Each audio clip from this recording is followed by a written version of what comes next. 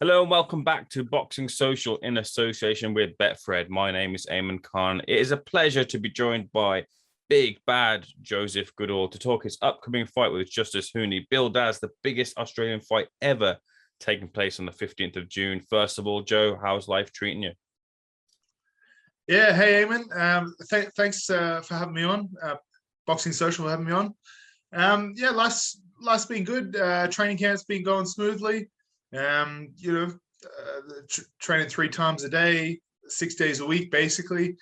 Um, Injury free. Feeling good. Kev's been pulling me back at times from from dipping in too hard. It's smooth sailing. Smooth sailing. Tell me, Joe, why is the time right now to take this fight, this opportunity with Justice, someone himself coming off the Gallon World, looking for opportunities himself too. But from your perspective in your career, why is the time right now for you to take on this fight?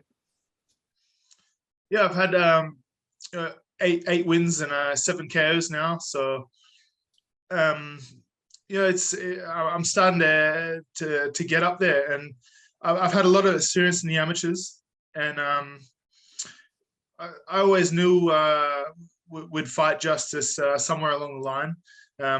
My plan was really to come over to the States and looking to dip in over here and take on the American competition and work my way up that way. But in their perspective, they didn't really have many opponents in Australia, and they were looking for one, and contacted my manager Steve Scanlon, and I think there was negotiations were not too long, but there was a few back and forths, and eventually that opportunity pulled us back there.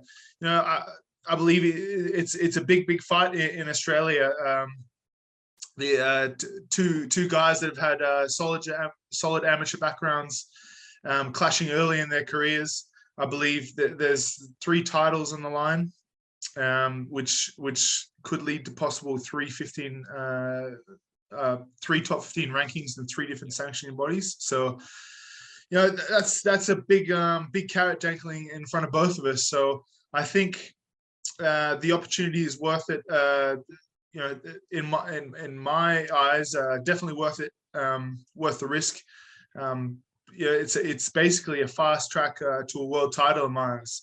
So every fighter wants to be in big fights, especially headlining a show back in my hometown.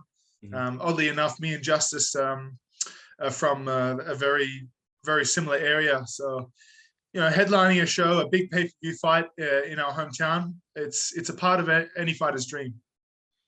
This fight, like I mentioned at the outset, and like you've mentioned there in your answer there, it seems like it's massive over in Australia. Some building it as the biggest heavyweight bout in Australia since Jack Johnson and Tommy Burns. That sounds like, to me, a lot of pressure on the shoulders of both of you. But from your perspective, first of all, how do you feel you deal with that pressure? Yeah, I don't really feel pressure too much. When you're in the ring, it's pretty chaotic and intense. So yeah, the lead up is a little bit different, handling interviews like this, for instance, but live interviews and interviews face to face, it's a little bit different than a normal fight. But once you're in the ring, I feel it's fairly the same. I fought all around the world as an amateur in front of 15,000 people in the Commonwealth Games final against Joe Joyce. Multiple times I've fought in front of thousands of people, so this will be no different of an atmosphere to that. Maybe it's a little bit more of an intense crowd in the professional ranks. They want to see a little bit more action, a little bit more blood, but I feel it'll be fairly similar. And I'm looking forward to it. Like I said before, it's a big opportunity. A big step up in competition for both of us, and I think the opportunity is right for both of us. It's there's a lot of opportunity to boost our career and take that next step. You definitely seem, when it comes to answering that question about pressure, very level-headed in terms of your response, but you've also got an older, experienced head in your corner in the form of Kevin Barry. What's it been like kind of learning under his tutelage. He's obviously guided heavyweights in that region as well to great successes too. But tell me what it's been like learning from him. Yeah, coming over to Vegas has been great, and training under Kevin. It's been great for my mental health, a change of environment. I've really enjoyed it, and I come over here as an open book to Kevin. I had a Zoom meeting with him, and before, like, I came over here and got to know Kevin. Like, I know he's trained Joseph Parker to a heavyweight world title. He's David Tua, a lot of other big guys he has as well, and he's stable in the past. So I know he's familiar with the big boys. So that was another reason why Kevin attracted me, apart from the fact that he's so experienced and he's done it himself, winning a silver medal at the Olympics. So that really was significant in my mind about making the move here. And then once I made the move, I was an open book here, and it's been great. I tend to be an overtrainer, and Kevin's very experienced and very, very hands-on with his fighters. So it's been good having his guidance there, pulling me back at certain times. And also at the start, like I've been here for 8 months on and off now, and at the start it was very refreshing to kind of refine my style a little bit, add a new dimension to my style. He's got a lot of little tricks with the jab, and a lot of fundamentals that I wasn't necessarily taking that subtle time to recognize, just the little pivots, the little angles. This type of thing was it was refreshing, to say the least, working with Kevin on that aspect. Reading about both of you in the lead up to this interview, it's said that both of you sparred numerous times before you got to this point. I know that one of the times was taking place back in 2017 when you were preparing for the World Championship. So it seems like Justis is someone who's helped you throughout your career, and you vice versa helping him too. But like, what is it that you take from the spars that give you confidence in you being the one to raise your hand as the victor when you do face off in the ring for real this time? Yeah, me and Justis have had a great relationship, helping each other. He's a fair bit younger than me, so I was helping him before he won the Youth World Championship. So that was back when he was 17. I was probably 20, 23 at the time.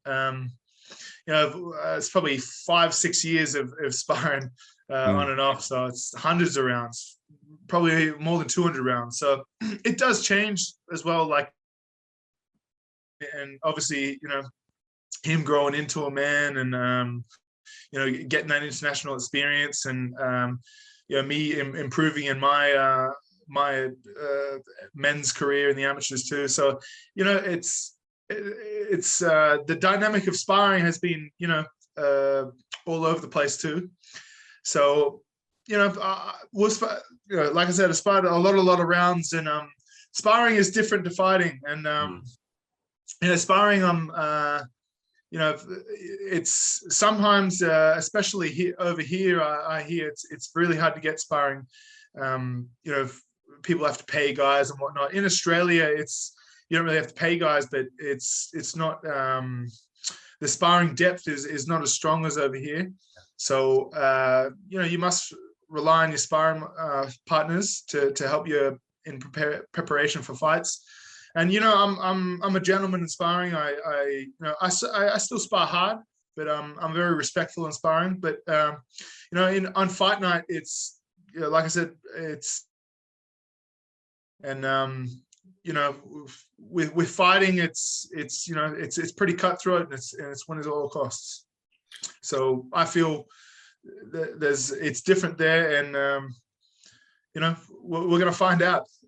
Speaking of sparring, watching some clips of you, I saw you recently sparring Kayvan Soleimani, I believe, if that's how I pronounce his name right. I saw a bit from you, a bit of a shoulder roll in there, which you don't really see many heavyweights do too often, at least in this generation anyway. But looking at both your records, it would suggest that when you two both get in the ring, it's going to be bombs away from the first bell, and that one of you will make it to the first bell. But is that what it will be, or can we expect more from this encounter from yourself or Justis? How do you feel that will play out?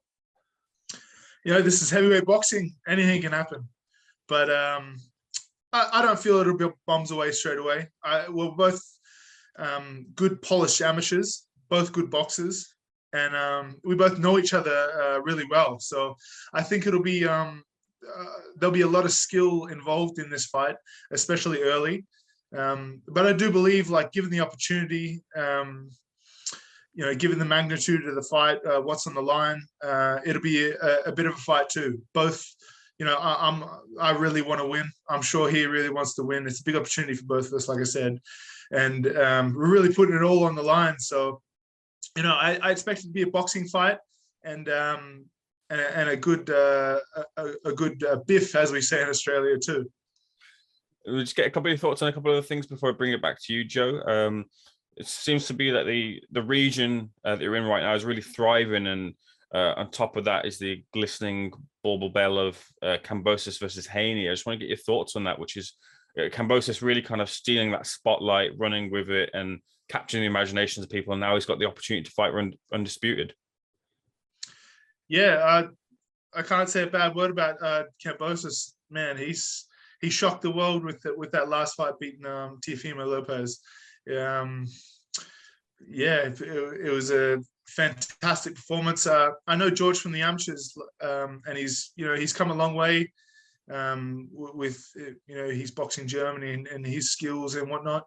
And it looks from the outside, I don't know him personally, but from the outside looking in, it looked like he really wants it. And in the fight, it looked like he's hungry till death. And that's something I really respect and admire about George. And he's got all the belts now, so he's the emperor, as he says, of that division. The fight with Haney is going to be difficult. Like, the same as Teofimo Lopez, I thought that fight was a close fight. It was difficult. Same as this fight. That top level, you can't. The inches, these 1%ers, it all counts at that top level. I do feel there's a slight advantage of it, being in Australia, given the flight, given probably Haney's never felt that environment there and all that kind of stuff. But George wants it, man. He's really, really hungry, and they say boxing's a poverty sport. You only need two hands to do it, basically. So, that plays a big part. And I feel George, has a lot of hunger, and he's really going to dig deep and make it tough for Haney.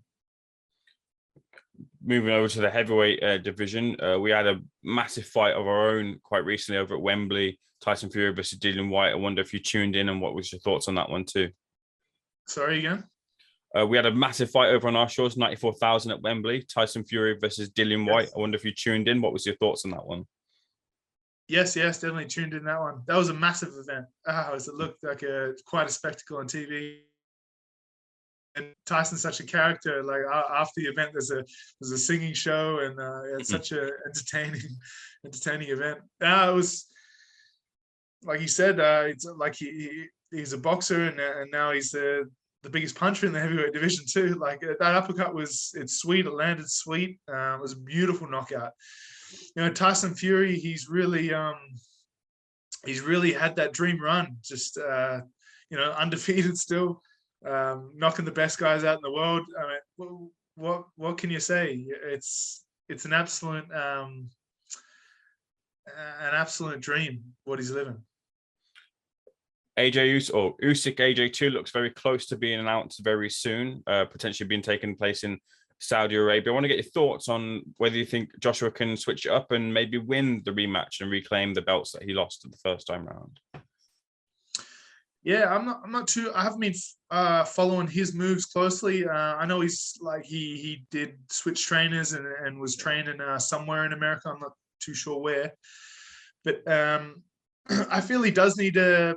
I'm not sure if change trainers is the right move, but he definitely needed a switch in mentality.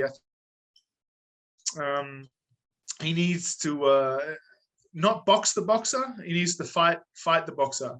And I think from Usyk's perspective, he doesn't want to fight the bigger guy. He wants to box the bigger guy. So I really think Joshua needs to make it a physical fight. I think the first time it showed that Usyk's just slightly better of a boxer. A few adjustments may do the trick, but I really feel like that big strong frame of his, he's such a specimen of a guy that there must be some form of physicality, and I feel that would lead to an advantage on his part. So do I think you do it? Yeah, Joshua's a smart man. I definitely think it's possible. Usyk's a tough fighter, though. They're both Olympic gold medalists. That's a massive fight. Let's bring this back to you then, Joe. Joe, speaking to you, it's very clear that you're a good talker. You're in the heavyweight division. You've got a great catchment from where you're from as well, too. This fight, really, if you come out on the winning end of it, which from your perspective you will do, this could put you in a place where you can snatch like a big deal, promotional deal yourself, one that you feel that you deserve. Do you feel that that's something you're on the cusp of if you get this win, and there's that level of importance to it, as well as the importance for Australia too? Yeah, 100%. I feel like that's another aspect to it as well. Like for me, I'm a free agent right now, so a win here for me, like I said before, puts me in the top 15 rank, possible top 15 ranking in 3 sanctioning bodies, and I'm a free agent. So hopefully we can strike something and get snapped up by a big promoter and get some other support that way as well.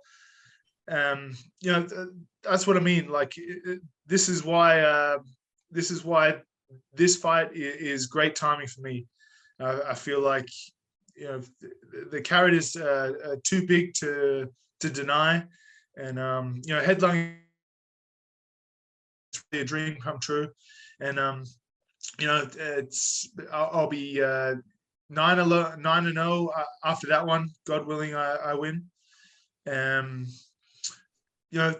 sky's the limit. Like it's really a fast track to a world title. Like being in the top 15 in any of the sanctioned bodies, then you're lining up against that top tier best in the world.